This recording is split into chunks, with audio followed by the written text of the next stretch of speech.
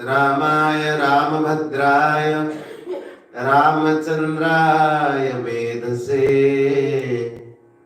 रघुनाथाय नाथाय सीताया पतये नमः। दक्षिणे लक्ष्मणो यस्य वामे च जनकात्मजा पुरतो मारुतिर्यस्य तं वन्दे रघुनन्दनम्। वाञ्छाकल्पतरुभ्यश्च कृपा सिन्धुभ्येव च पतितानां पावनेभ्यो श्रीवैष्णवेभ्यो नमो नमः। हरिजुआय विराजिए कथा सुनो इतिहास तुम श्रोताया माल के तब पद रज हम दास। सुनाएगा ऐसे ठीक है? आप लगाओ।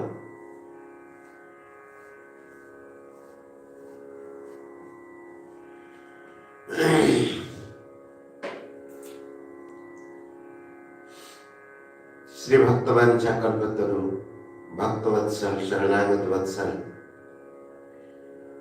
श्री राधा माधव के चरणारविंद में साष्टांग प्रणिपात निवेदन करते हुए समस्त गुप्त प्रकट संत जनों के श्री चरणों में श्री सद्गुरुदेव भगवान के पदारविंद में विराजमान संत महापुरुषों के श्री चरणों में कोटिशाह प्रणाम निवेदन करते हुए कथा प्रेमी माता बहनों का भाइयों का सादर अभिनंदन करते हुए अपने मनवाणी को सफल बनाने के लिए भगवान की कथा रस सुधा सिंधु में अवगाहन करने के लिए संत महापुरुषों की अनुज्ञा से श्रीमद् भागवत के संबंध में कुछ कहने का प्रयास कर रहा हूं। कथा के क्रम में भगवान श्री राम जी की कथा चल रही है और वनवास का समय सब पूरा हो गया है और ठाकुर जी उधर से पधार रहे हैं। भरत जी की व्याकुलता को देखते हुए हनुमान जी से भगवान बोले कि जाओ भरत जी को पहले हमारा समाचार दो।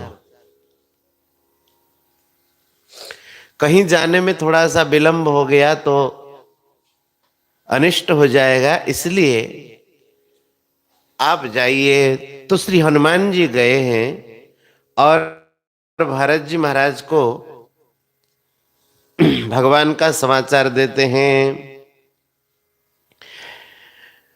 थोड़े शब्दों में हनुमान जी बहुत ही सुंदर बताते हैं कि रिपु रन जीति सुजस सुरगावत सीता सहित अनुज प्रभु आवत।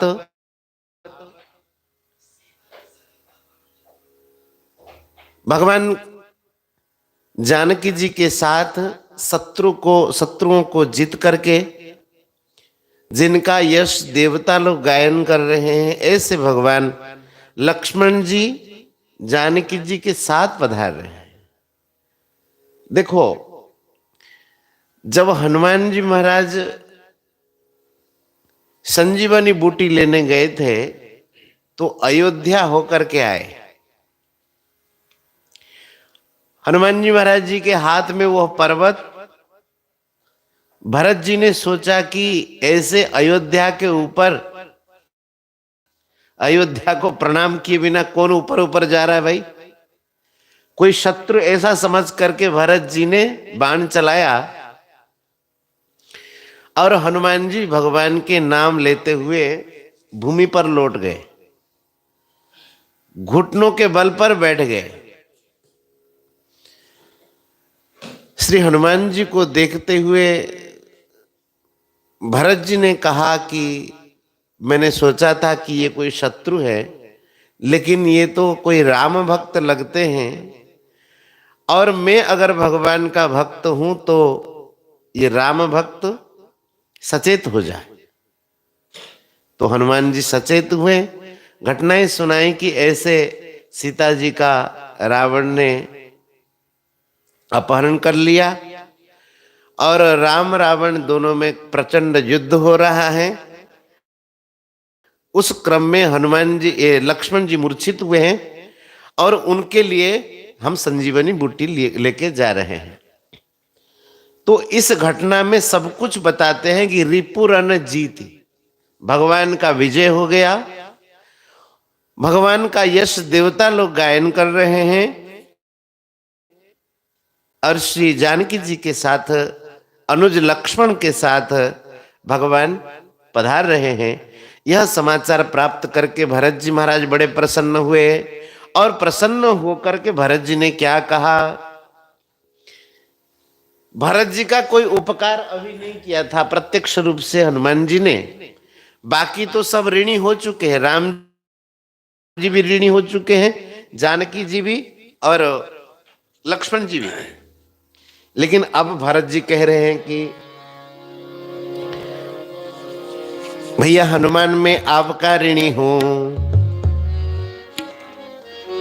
नाही न तात उऋण में तो ही, नाही न तात उऋण में तो ही, अब प्रभु चरित सुना बहु मोही, अब प्रभु चरित सुना बहु मोही, नाही न तात उऋण में तो ही, नाही न तात उऋण में तो ही, अब प्रभु चरित सुना बहु मोही, अब प्रभु चरित सुना बहु मोही। श्री भरत जी महाराज कहते कि हे तात, आपने यह जो समाचार दिया है इस समाचार के जैसा तो कुछ हो ही नहीं सकता है, मैं तो ऋणी हो गया आपका। अब भगवान की कथा आप सुनाएं। हनुमान जी महाराज ठाकुर जी के कुशल मंगल बताने के बाद ठाकुर जी की कथा सुनाने लगे।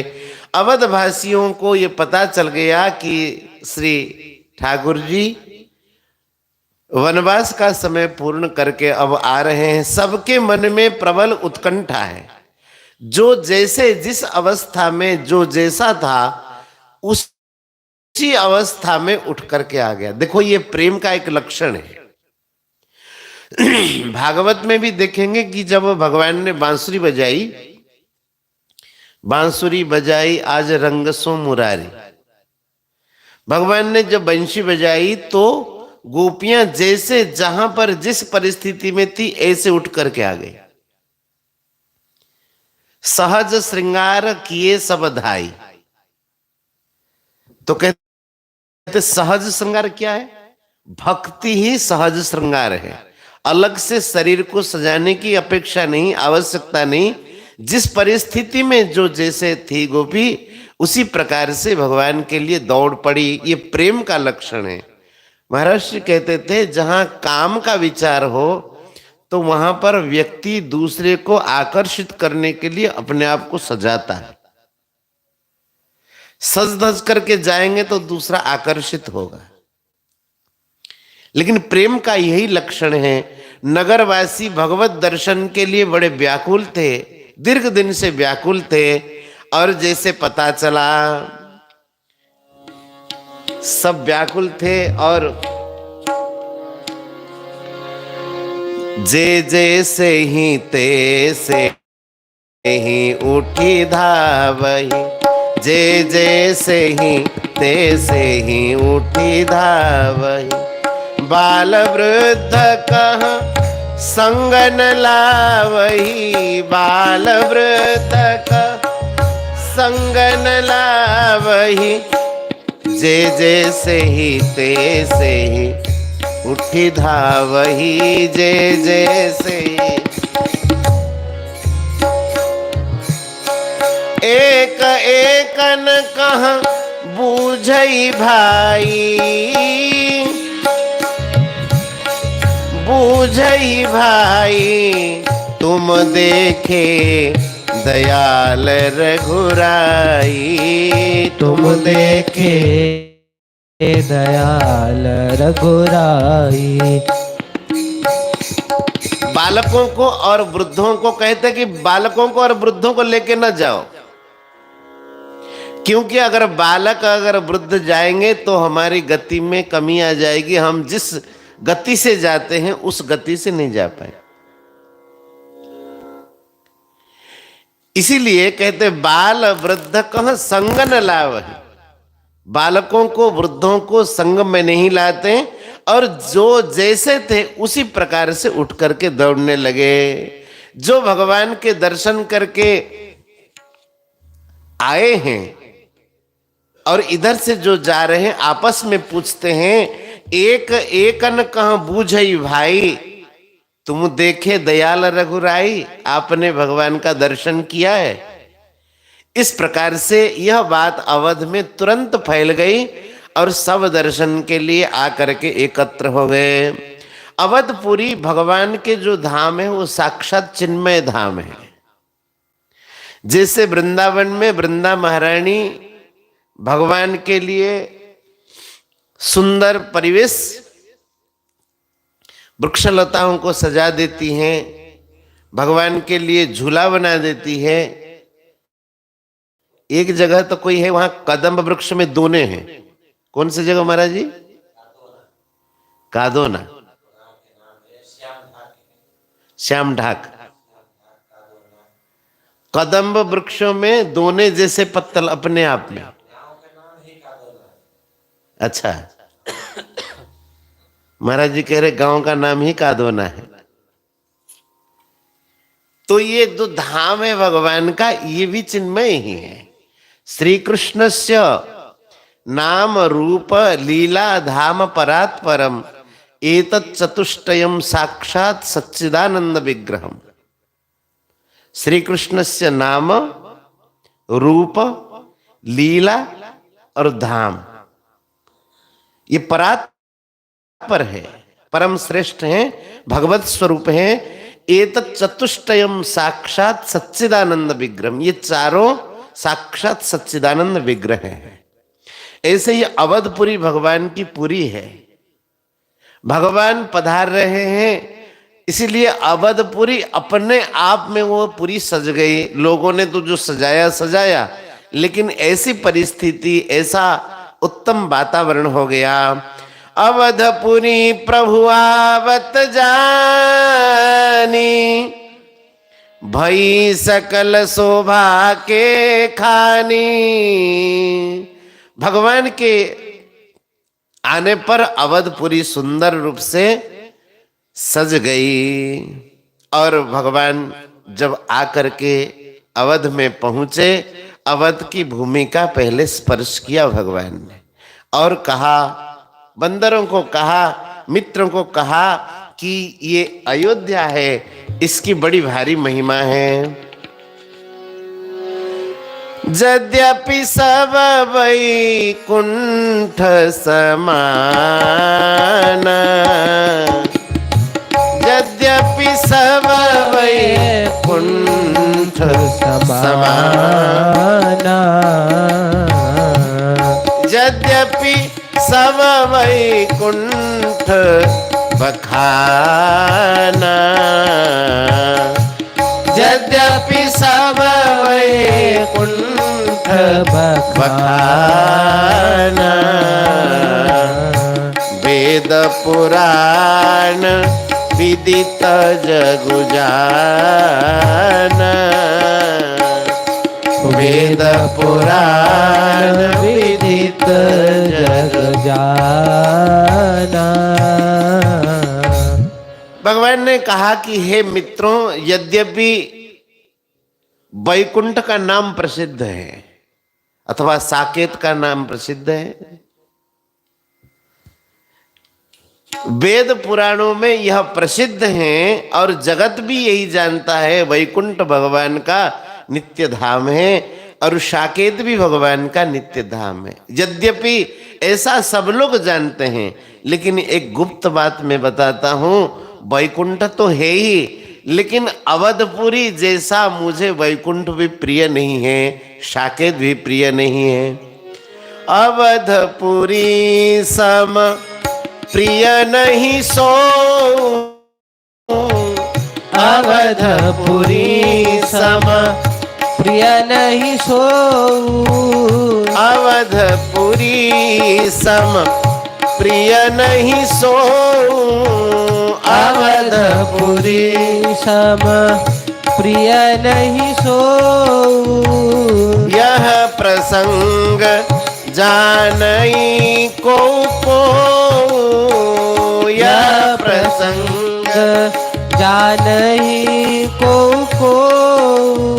अवधपुरी के समान मुझे वैकुंठ भी प्रिय नहीं है, भगवान कहते हैं। और यह प्रसंग जानई को इस प्रसंग को कोई कोई जानते हैं। मुझे यह अवध धाम अतिशय प्रिय है, यह मेरी जन्मभूमि है, यह सुंदरपुरी है, और इसके उत्तर दिशा में सरजू महारानी प्रवाहित हो रही है। सरजू में बड़ा सुंदर जल है। भगवान की कृपा से करीब 1.5-2 साल तक रहे महाराज हम लोग अवध में। बहुत शांति की जगह है अवध। हाँ, सुबह सुबह आप हम लोग उठ जाते थे करीब 4-4:30 बजे, और सीताराम सीताराम वहां से आवाज आती थी। बड़ा ही आनंद आता था। शुरू का साधन था उस समय, और अयोध्या में वहां चले जाते थे। सब लीलाएं अयोध्या में हुई। हम लोग की साधन की लीला भी अयोध्या से शुरू हुई। सरजू जाते थे कीर्तन लेकर के, महाराज जी थे, सब लोग सरजू जाते थे। एकदम सुंदर स्वच्छ जल है। उस बालुका में बीच में बैठ जाते थे रामघाट में, और खूब आनंद आता था। 1.5-2 साल करीब रहे। तो उत्तर दिशी वह सरजू पावनी, और उसमें अगर मनुष्य मज्जन करता है, स्नान करता है, तो बिना ही प्रयास के वह भगवान के धाम में पहुंचता है। और भगवान कहते हैं ये जो अवध के वासी हैं मुझे अतिशय प्रिय हैं। अति प्रिय मोही यहाँ के वासी, अति प्रिय मोही यहाँ के वासी, अति प्रिय मोही यहाँ के वासी, अति प्रिय मोही यहाँ के वासी। परम धाम दा पूरी सुख राशि, परम धाम पूरी सुख राशि। हर से सब कपि सुनि प्रभु वाणी, हर से सब कपि सुनि प्रभु वाणी। धन्य अवध जो राम बखानी, धन्य अवध जो राम बखानी।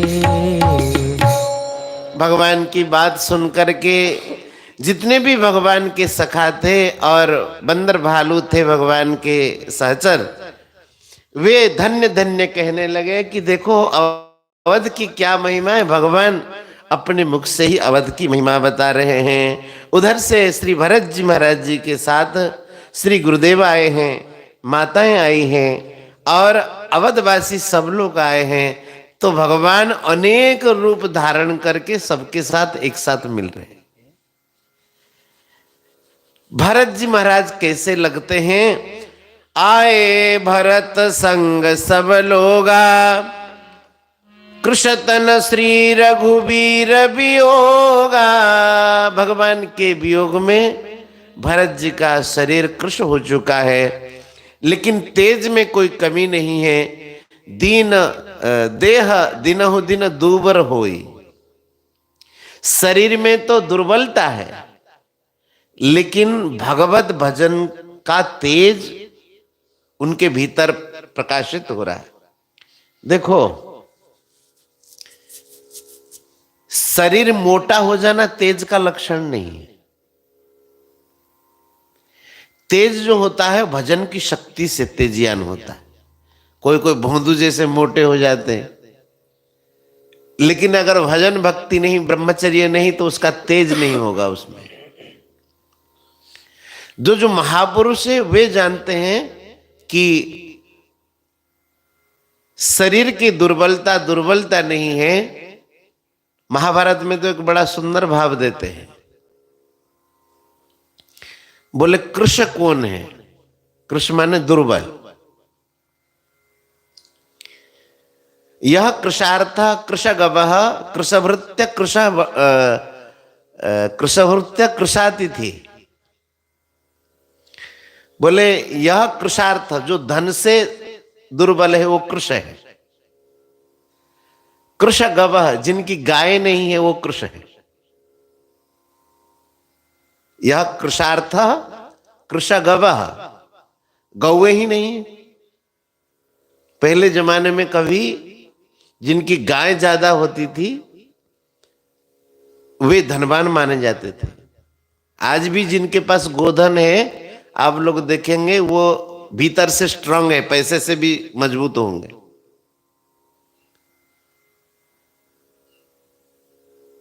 पहले विवाह में ऐसे ही देखा जाता था। आजकल जैसे देखते हैं ना कि लड़का क्या कर रहा है, नौकरी कर रहा है कि नहीं कर रहा है, पहले यही पूछते हैं।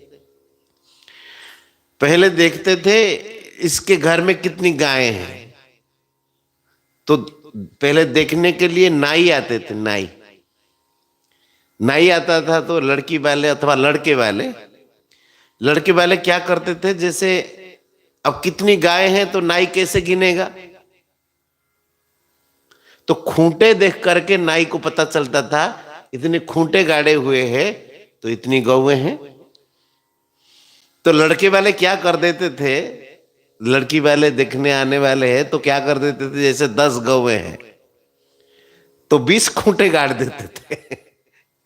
नहीं जाकर के कहता था उनकी तो 20 गौएं हैं, चलो भाई संबंध करो, बढ़िया स्थान है। यह कृशार्थ कृशगव कृशभृत्य, जिनके सेवक कम है वो कृश है। और कृशातिथि माने जिनके घर में अतिथि नहीं आते हैं वो दुर्बल है, कृश है। न शरीर कृश, केवल शरीर से कोई कृश हो जाए, दुबला पतला हो जाए, वो दुबला नहीं है। कृश तो वही है जिनके घर में कोई अतिथि नहीं आते। और जिनके घर में अतिथि आते हैं और खूब भंडारा चकाचक चलता है, वो कृश नहीं, वो तो धनी है। जिनके घर में गोमाताएं हो, तो जिनके भीतर भजन हो वो कृश नहीं है, भीतर से वो स्वस्थ है। हाँ, दुनिया जाहि दुब्र कहा, दुनिया जिनको दुबला कहता है, सो भक्त भजन मोटो महंत, वो मोटा महंत है। महंत माने श्रेष्ठ। दुनिया कहता है कि दुबला राम है, ये दुबला राम मतलब पतरा राम, लेकिन वह भक्त भजन मोटो मन, वो भक्त जो है भजन के कारण वह मोटो महांत है, महान है। तो भरत जी का मन भीतर से प्रसन्न है, भजन में लगे हुए हैं, इसलिए बाहर से शरीर तो कृशकाय हो गया है लेकिन भीतर बड़ी प्रसन्नता है। वामदेव जी महाराज, वशिष्ठ जी पधारे और वामदेव जी आदि पधारे हैं। ऋषियों को देख करके, देखे प्रभु मही परिधनुसायक, वामदेव आदि वशिष्ठ आदि ऋषियों को देख करके भगवान दौड़ करके उनके चरणों में दंडवत करने लगे। देखे प्रभु मैं धाई धरे गुरु चरण सरोरुह दाई धरे गुरु चरण सरोरुह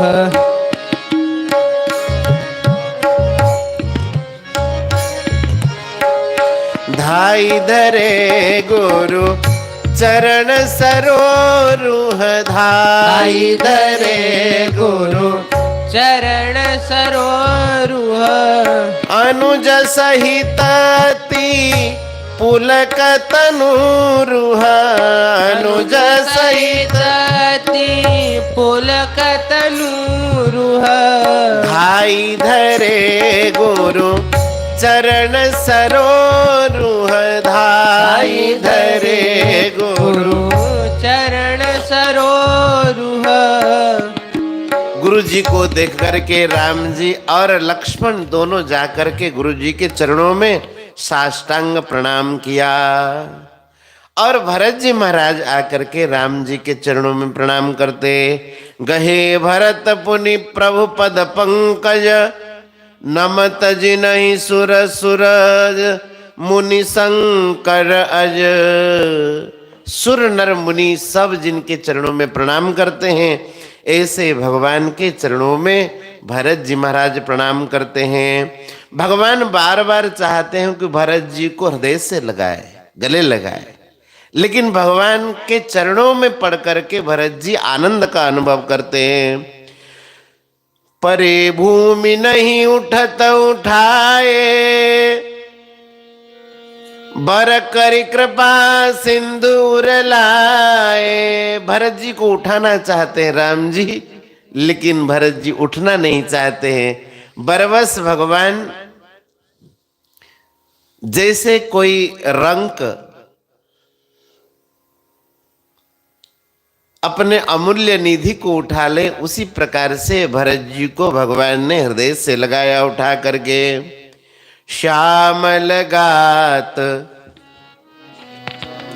श्यामल गात रोम भय ठाड़े श्यामल गात रोम भय ठाड़े।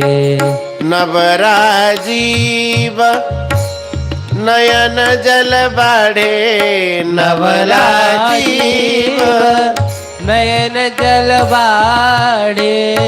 श्याम गात रोम भय ठाड़े श्याम गात रोम भय ठाड़े। समुत्थाप्य चिरादृष्टम् भरतं रघुनन्दनः भ्रातरं स्वाङ्कमारोप्य मुदातं परिसस्वजे। भरत जी का भी दर्शन राम जी करना चाहते। भरत जी को बहुत दिनों से राम जी ने देखा नहीं, राम जी का दर्शन भी बहुत दिनों से भरत जी को हुआ नहीं। समुत्थाय चिरात दृष्टम भरतम, बहुत दिनों से भरत का दर्शन नहीं हुआ, भरत को भगवान ने देखा नहीं है, इसलिए रघुनंदन भ्रातरम स्वांकमारोप्य अपने हृदय से लगा करके, गले लगा करके मुदातम परिसस्वजे प्रेम में उसको भुजाओं से भर करके हृदय से आलिंगन देने लगे। और सबकी इच्छा है कि भगवान के साथ हम भी मिले, हम भी मिले। और अयोध्यावासी सब आकर के एकत्र हुए तो भगवान ने कहा कि ये यथा माम प्रपद्यन्ते तांस तथैव भजाम्यहम्। इसलिए सबको एक साथ भगवान दर्शन देना चाहते हैं, सबके साथ मिलना चाहते हैं। जैसा जिसका भाव है भगवान उस रूप से मिलना चाहते हैं। अमित रूप प्रकटे तेहि काला, अमित रूप प्रकटे तेहि काला। जथा जोग मिले सब ही कृपाला, जथा जोग मिले सब ही कृपाला। ये सकल नर नारी बिसोक कृपा दृष्टि रघुवीर बिलोकी।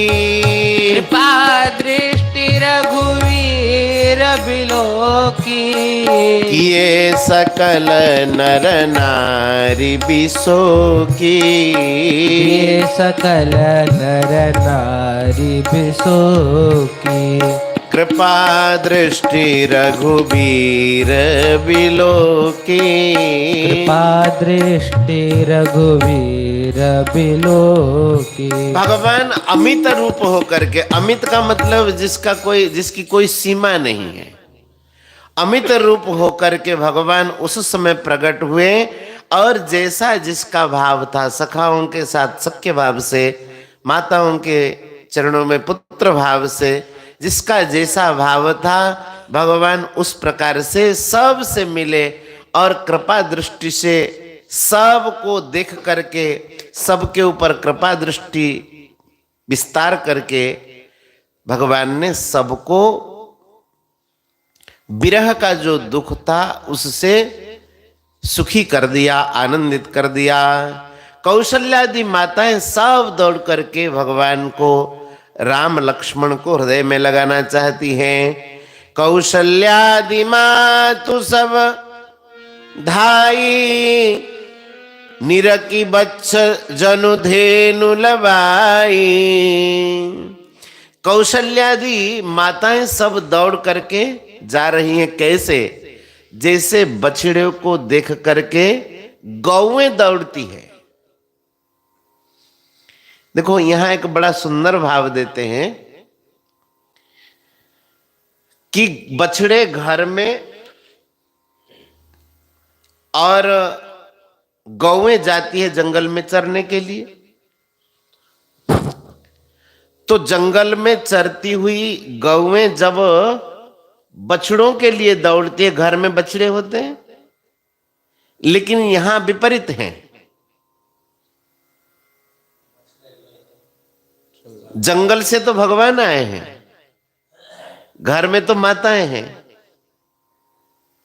लेकिन भक्त भाव देते हैं कि नहीं, आज तक अयोध्या जंगल ही था, जहां राम तह सबुई समाज, जहां भगवान विराजमान है वहां सब प्रकार का अयोध्या तो वहीं पर है। अयोध्या तो, ये जो अयोध्या है जहां पर भगवान पधारे हैं, वह तो भगवान के न रहने से जंगल जैसा था, इसीलिए अयोध्या को वन कहा गया है। और इस वन से माताएं जा रही हैं मिलने के लिए अपने पुत्र से, और उस वन को तो वन नहीं कहा है, वो तो भगवान का धाम है जहां भगवान विराजते हैं। सब माताओं से भगवान प्रेम से मिलते हैं। कनकथार आरती उतारही, बार बार प्रभु गात निहारही। आरती लेकर के आरती उतारती है कौशल्या मैया और भगवान को सहला देती है, बार बार ठाकुर जी के उस श्री अंग को निहारती है, सुंदर शरीर को निहारती है। मेरे कोमल रघुनंदन है और रामभद्र मेरे अतिशय कोमल है, लक्ष्मण भी छोटा है। इस प्रकार से माताओं का जो वात्सल्य हो प्रकट होता है। अब श्री रघुनाथ जी बंदर भालुओं का परिचय कराते हैं वशिष्ठ जी से, और वशिष्ठ जी का परिचय कराते हैं मित्रों से। देखो सीखने की बात तो भगवान के हर कथा में सीखने लायक बात। जब परिचय कराते हैं तो क्या कहते हैं? पहले गुरु जी का परिचय कराते हैं, मित्रों से कहते हैं गुरु वशिष्ठ कुल पूज्य हमारे, गुरु वशिष्ठ कुल पूज्य हमारे। इनकी कृपा दनुजरण मारे इनकी कृपा दनुजरण मारे गुरु वशिष्ठ कुल पूज्य हमारे गुरु वशिष्ठ कुल पूज्य हमारे। मित्रों से कह रहे कि हे मित्रों, ये हमारे वशिष्ठ जी महाराज, हमारे पूज्य श्री गुरुदेव जी महाराज जी, ये हमारे कुलगुरु है और इनकी कृपा से हम लोगों ने जो शत्रुओं को मारा है, हमने जो शत्रुओं को मारा है, सब इनकी कृपा है। इस प्रकार से तो श्री वशिष्ठ जी महाराज जी का परिचय कराते हैं और मित्रों का परिचय वशिष्ठ जी से कराते हैं। कहते गुरुदेव ये मेरे मित्र हैं। ए सब सखा सुनहु मुनि मेरे, ये सब सखा सुनहु मुनि मेरे, ये सब सखा सुनहु मुनि मेरे, ये सब सखा सुनहु मुनि मेरे। भय समर सागर कहाँ बेरे, भय समर सागर बेरे। ये समर सागर में, समर सागर के लिए बेरे के समान काम किए। बेड़ा जानते हो? जिसको उड़िया भाषा में भेड़ा कहते, भेड़ा। बेड़ा जो बांस बांध बांध करके हाँ बांस बांध करके उसमें से, हाँ नौका जैसा नहीं हो, हाँ ऐसे पट्टे में बैठ के 2-3 आदमी चला जाए, उस प्रकार से। ये नौका नहीं बना बताया, जहाज नहीं बताया। भय समर सागर कहाँ बेरे, क्यों? कि बंदर भालू बड़े काम तो नहीं कर सकते, लेकिन अपने शक्ति सामर्थ्य के हिसाब से जिसकी जैसी है उसी प्रकार से सब लगे उस काम में। इसलिए भय समर सागर कहाँ बेरे बता देते, जहाज नौका ही बता देते हैं। बोले नहीं, 2-4 आदमी को पार कराने लायक है ये, लेकिन ये सब कोई एक मन से उस कार्य में लगे हैं। देखो एक ध्यान देने वाली बात है, किसी की भी कभी विजय होती है तब कैसे विजय होती है? कौरवों की सेना में जितने बड़े बड़े महारथी थे, पांडवों की सेना में ऐसे महारथी नहीं थे। भीष्म पितामह इच्छा मृत्यु, द्रोणाचार्य जी तो द्रोणाचार्य है जो साक्षात धनुर्विद्या के मूर्ति है। कर्ण, अश्वत्थामा एक से एक, लेकिन उनके आपस में मेल नहीं था।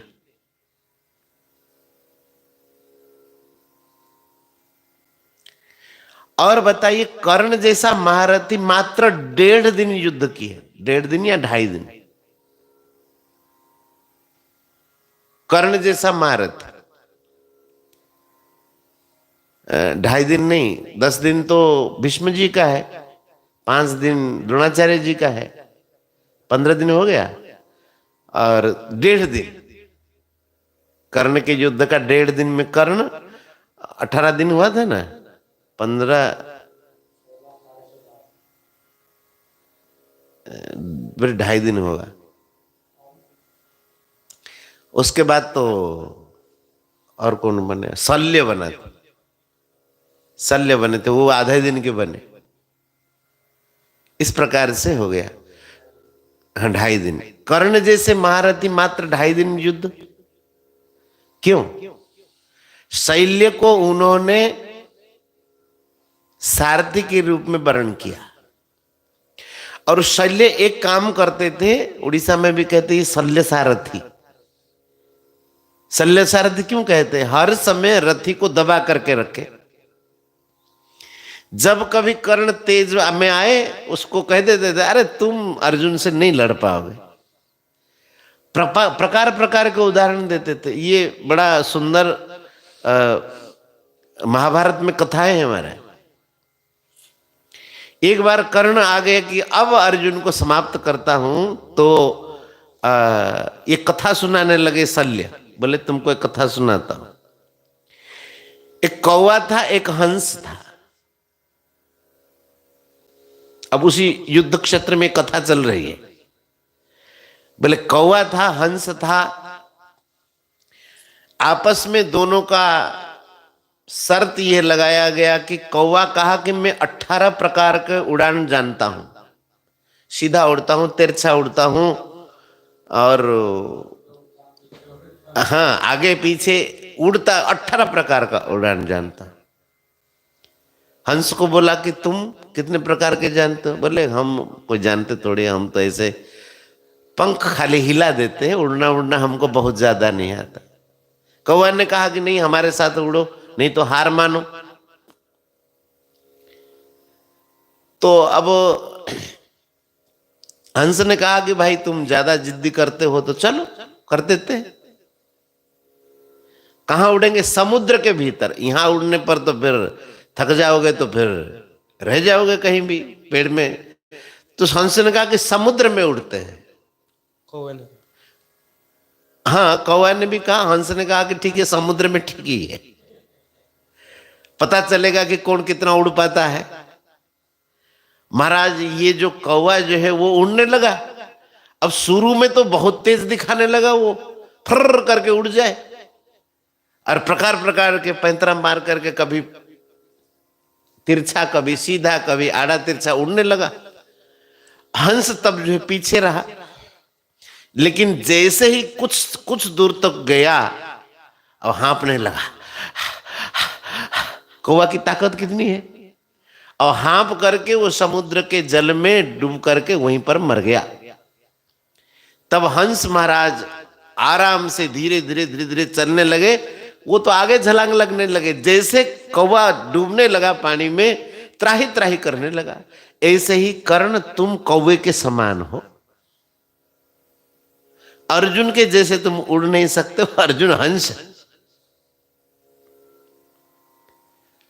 अब ये कहने से क्या है, उनका जो भीतर जो सामर्थ्य है, जो शक्ति थी कर्ण के भीतर, वो शक्ति को ह्रास किया। कोई कभी शुभ कार्य किया जाए, बढ़िया कार्य किया जाए, उसमें 2 आदमी टोक देंगे तो करने वाला अपने आप में, महाराज जी नहीं कहते थे तू सीख नहीं पाएगा।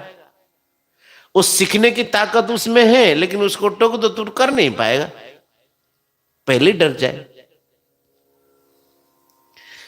तो एक बात ध्यान देनी चाहिए कि जहां एक मत हो, हर समय विजय उन्हीं की होती है।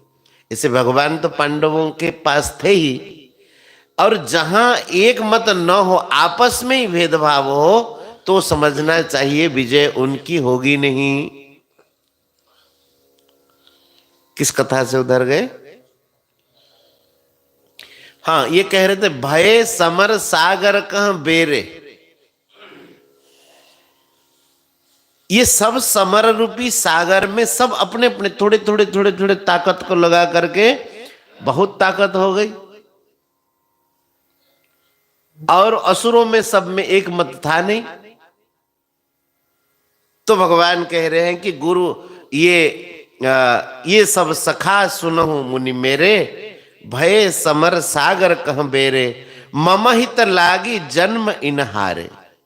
क्या बढ़िया कहते, मेरे हित के लिए इन्होंने जन्म को समर्पण कर दिया, और भरत हूं ते मोहि अधिक प्यारे, ये भरत से भी मुझे ज्यादा प्रिय है।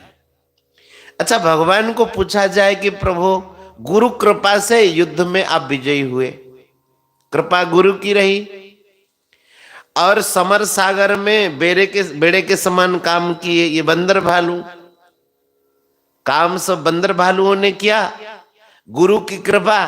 तो आप क्या कर रहे थे? भगवान क्या कर रहे थे? नहीं किया तो ठाकुर जी ने है।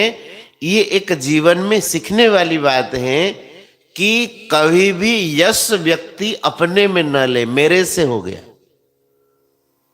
अगर संसार में कभी कोई असफल होता है सामूहिक कार्य में, तो जो व्यक्ति यश को मेरे करने से हुआ है ऐसा मानता है, उससे सब लोग अलग होते जाते हैं। नहीं महाराज, जो पूरी ताकत लगा के करने पर दूसरों को यश दे, तो हर समय वह शक्तिशाली रहेगा, साथ वाले साथ देंगे और कार्य भी बढ़िया होगा। और जो मानेगा कि हम तो हीरो है, बाकी सब जीरो, अपने आप को हीरो ही माने, हाँ ये हमारे साथ लगे हुए हैं, इस प्रकार का माने, तो सब साथ देने वाले छोड़ देंगे। एक शिक्षा यह लेनी चाहिए कि कृपा गुरु की माने, बड़ों की कृपा है और साथ वालों का पूर्ण सहयोग है। कितना कोई बड़ा हुआ होगा तो अगर साथ वाले साथ नहीं दिए होंगे तब नहीं बड़ा हो पाएगा, कि हो जाएगा। इसलिए श्रेय हर समय दूसरों को देना चाहिए। राम जी यह शिक्षा देते हैं। इस प्रकार से सबका परिचय हो गया। भगवान ने कहा कि भरत हूं ते मुहि अधिक प्यारे, ये मुझे भरत से भी अधिक प्यारे हैं।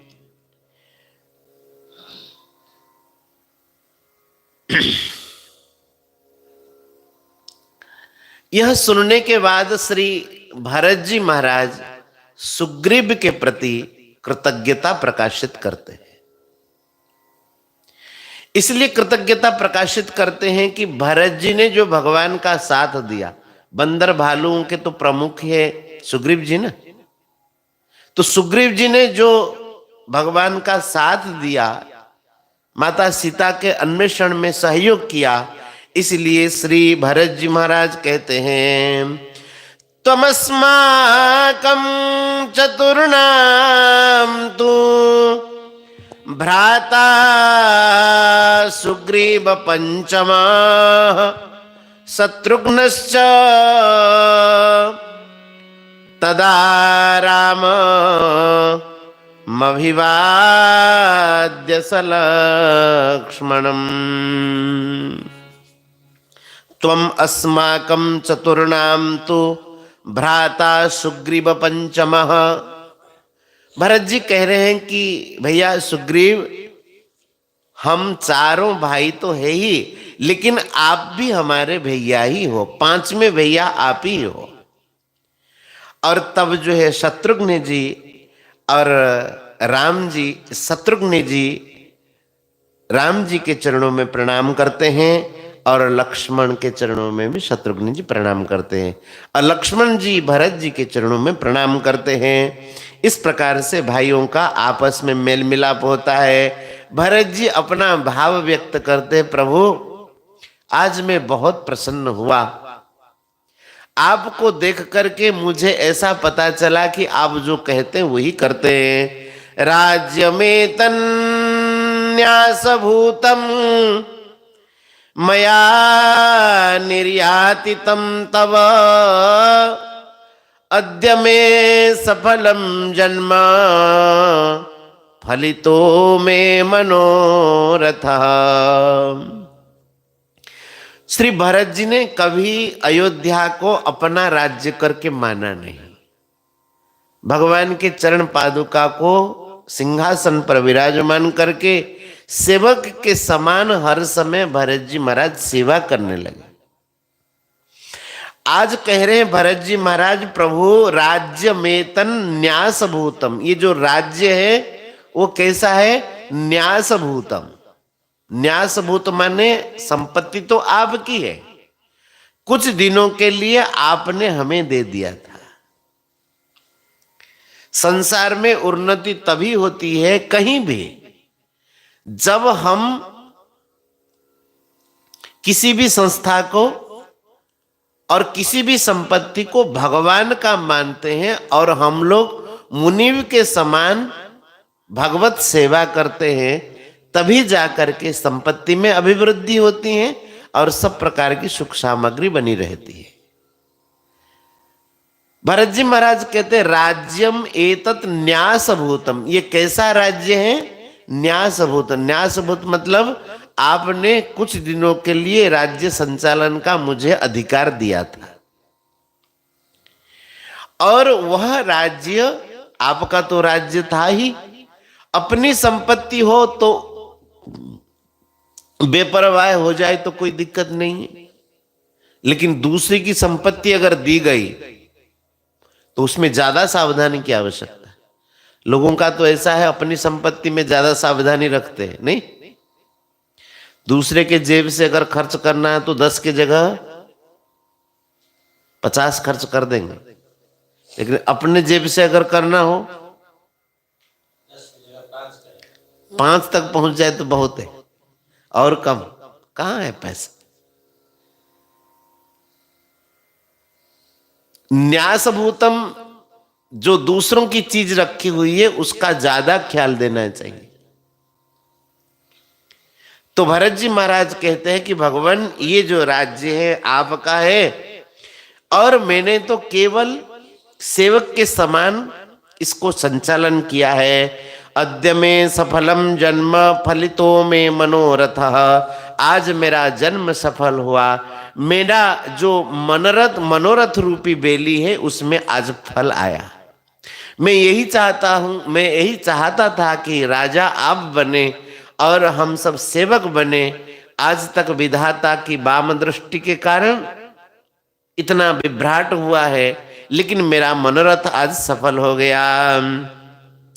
हे भगवन, यत् पश्यामि समायातम अयोध्याम त्वामहं प्रभो, कोष्ठागारं बलं कोशम कृतम 10 गुणम मया। ये अध्यात्म रामायण में भाव देते हैं, बोले कि भगवान आप अयोध्या में पधार करके अब देखिए,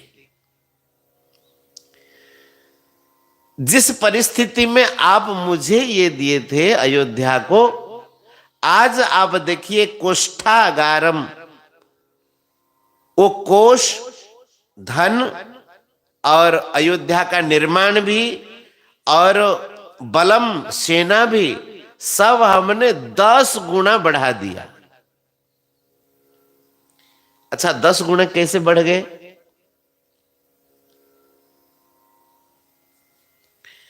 कोष्ठागारम बलम कोशम, घर निर्माण, घर का निर्माण, सेना और कोष धन संपत्ति। भरत जी महाराज कहते कृतम 10 गुणम मया, मैंने इसको 10 गुना बढ़ा दिया है। क्यों? कि सब लोग अयोध्या में भगवान जाने लगे, वन में गए तो सब लोग तपस्या में लगे, भोगों में किसी की रुचि नहीं है, सब लोग साधु सा जीवन व्यतीत करने लगे।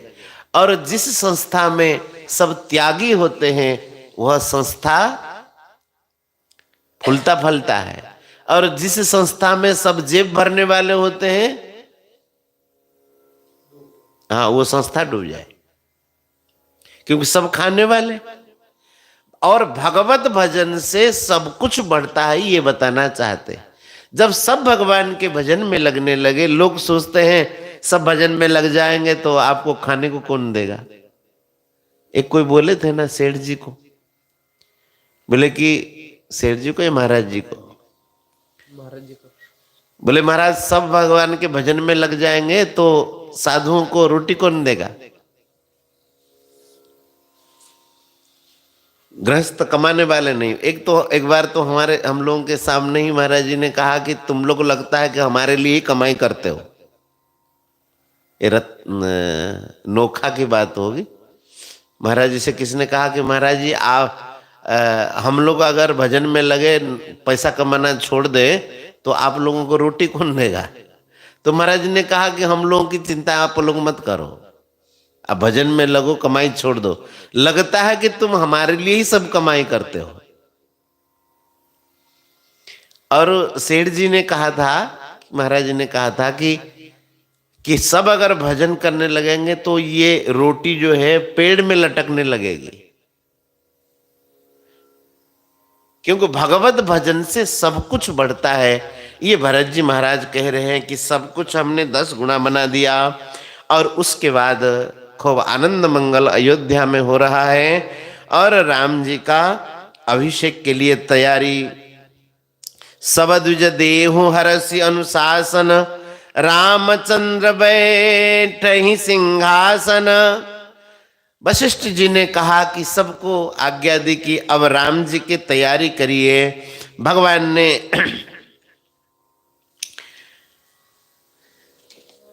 सबको आदर दिया और राम जी के अभिषेक दर्शन के लिए सब आए हैं। अब मुनि बर विलंब नहीं कीजे, अब मुनि बर विलंब नहीं कीजे।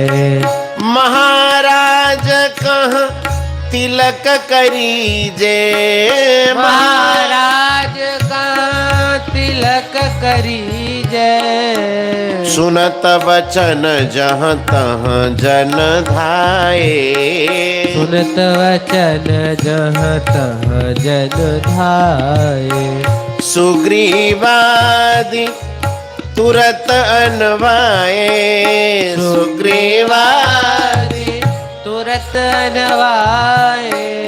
सुनिक पुनि करुणा निधि भरतु हंकारे, करुणा निधि भरत हंकारे। निज कर राम जटा निरुआरे, निज कर राम जटा निरुआरे। अनवाए प्रभु तीनहु भाई, अनवाए प्रभु तीनहु भाई। भगत वत्सल कृपाल रघुराई, भगत वत्सल कृपाल रघुराई। भरत भाग्य प्रभु कोमलताई, शेष कोटि सत सकहि न गाई। पुनि निज जटा राम बिवराए, गुरु अनुशासन मागी नहाए। करी मज्जन प्रभु भूषण साजे, अंग अनंग देखी सतलाजे। सासुन सादर जानकी, मजन तुरत कराई। दिव्य वसन बरभूषण, अंग अंग सजेवना। प्रथम तिलक वशिष्ठ मुनि कीना, पुनि सब विप्रन आयसु दीना। प्रथम तिलक वशिष्ठ मुनि कीना, पुनि सब विप्रन आयसु दीना। श्री वशिष्ठ जी महाराज राम जी का प्रथम तिलक किए। अयोध्या में आनंद ही आनंद है।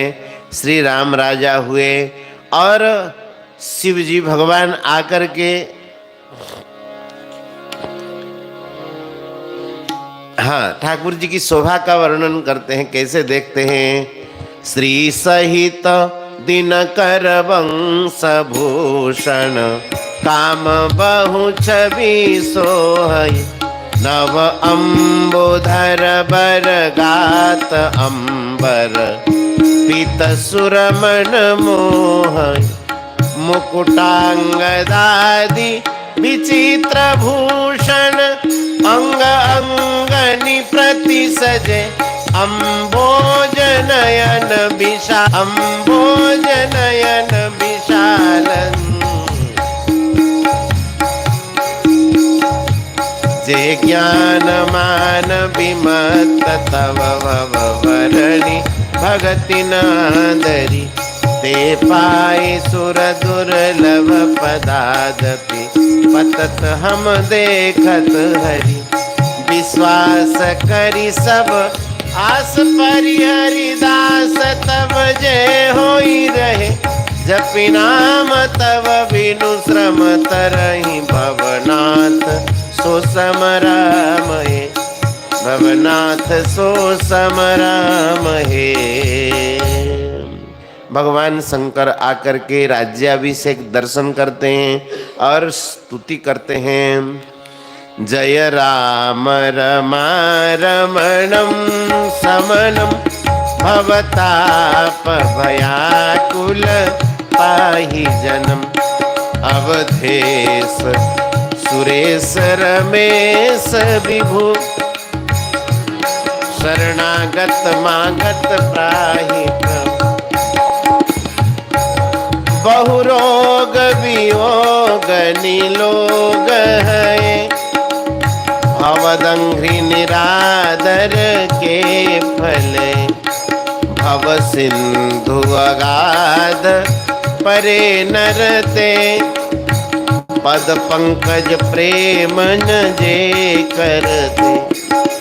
करि प्रेम निरंतर नेम लिए पद पंकज सेवत सुदय।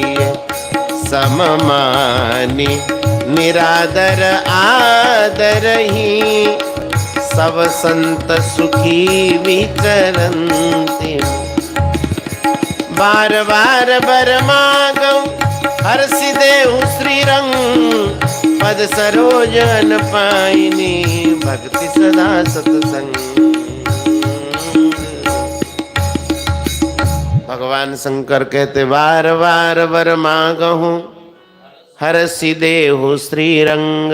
हे प्रभु बार बार हम यही मांगते आप हर्षित होकर के दीजिए। आपके चरणों में अनपायनी भक्ति हो और सर्वदा हमें सत्संग मिलता रहे। जो राज्याभिषेक का गायन करेगा,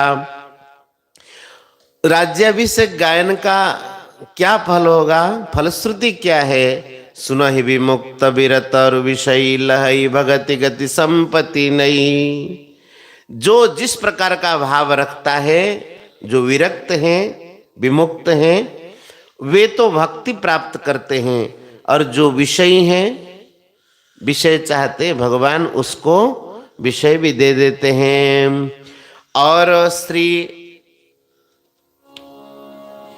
काकभूषुंडी महाराज कहते, ये कथा श्री काकभूषुंडी सुना रहे हैं। खगपति राम कथा में बरनी, खगपति राम कथा में बरनी। स्वमति विलास त्रास दुख करनी, स्वमति विलास त्रास दुख हरणी।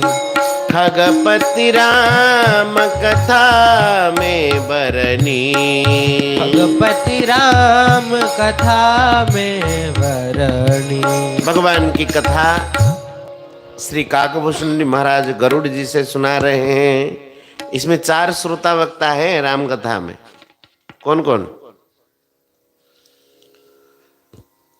एक भगवान शंकर और माता पार्वती, और काकभूषुंडी जी, गरुड़ जी, और याज्ञवल्क्य जी, भरद्वाज जी, और तुलसीदास जी महाराज जी, और सब संत समाज। ये 4 घाट इनको भी कहते हैं, और 4 श्रोता वक्ता है। भागवत में तो महाराज अनेक श्रोता वक्ता है, बहुत आसानी से पल्ले नहीं पड़ता है, नहीं है? हाँ, देखना तो सब में पड़ेगा, लेकिन इसमें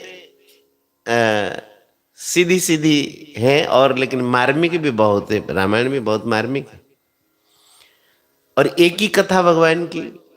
भागवत में कई प्रसंग है, कई कथाएं हैं, कई श्रोता वक्ता है उसमें। नहीं, सैकड़ों तो नहीं है, फिर हाँ कथाएं तो बहुत है, और श्रोता वक्ता भी रामायण से तो अधिक है ही। अब इसमें भगवान शंकर पार्वती जी को सुनाते हैं, और काकभूषुंडी जी गरुड़ जी को सुनाते हैं, याज्ञवल्क्य जी भरद्वाज, और तुलसीदास जी महाराज जी संतों को सुनाते हैं। इस प्रकार से राम कथा। और नाना पुराण निगमागम सम्मतम यत् रामायणे निगदितम क्वचित अन्यतोपि। सब शास्त्रों का जो निचोड़ है उसको ला करके श्री तुलसीदास जी महाराज राम कथा में रख देते। इसीलिए कहते हैं कि जैसे भोग लगाते हैं तो तुलसी डालते हैं तब जा करके वो भोग लगता है, ऐसे जिस कथा में तुलसी नहीं डला गया है, अर्थात तुलसीदास जी महाराज जी की रचना जिसमें नहीं हो, और कथा का सौंदर्य नहीं होता है उसमें, इसलिए कथा में तो भगवान की तुलसीदास जी महाराज जी के ये जो दोहा चौपाई होना बहुत जरूरी है। महाराज जी कहते थे, एक बार किसी ने सूरदास जी से पूछा कि आप भी कवि है? बोले हाँ। तो कविता किसकी अच्छी है? तो तुलसीदास जी बोले कि हमारी कविता अच्छी है। सूरदास जी महाराज बोले हमारी कविता अच्छी है। उनको पूछा गया कि फिर जो तुलसीदास जी महाराज जी की जो दोहा चौपाई रामायण, बोले अरे वो कविता नहीं है, वो वेदों की ऋचाएं हैं। कविता में तो हमारी कविता अच्छी है, लेकिन वो वेदों की ऋचा है। रामायण की चौपाई गा लो तो जैसे वेद वाक्य सुन करके आदमी चुप हो जाता है, ऐसे व्यक्ति समाधान को प्राप्त हो जाता है और शांत हो जाता है। इसीलिए यहाँ पर आज प्रसंग रखते हैं। कल भगवान की जो मित्र मंडली है उनकी विदाई होगी और बढ़िया बढ़िया प्रसंग है, प्रश्नों का उत्तर भी दिया जाएगा उत्तराखंड में, और बड़ा सुंदर प्रसंग है।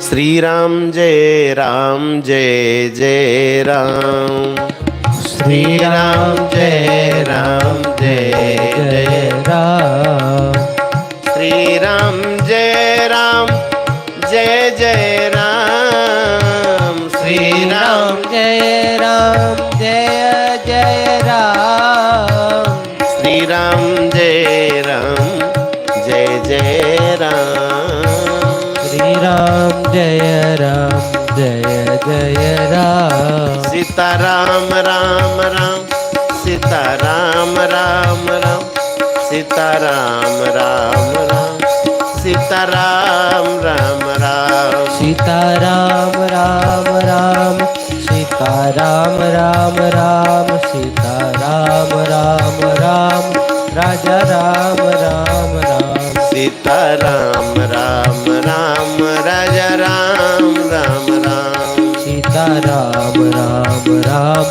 राजा राम राम राम। श्री वृंदावन बिहारी लाल की, श्री राधा रानी की, श्री रामचंद्र भगवान की जय। जय श्री राधे श्याम।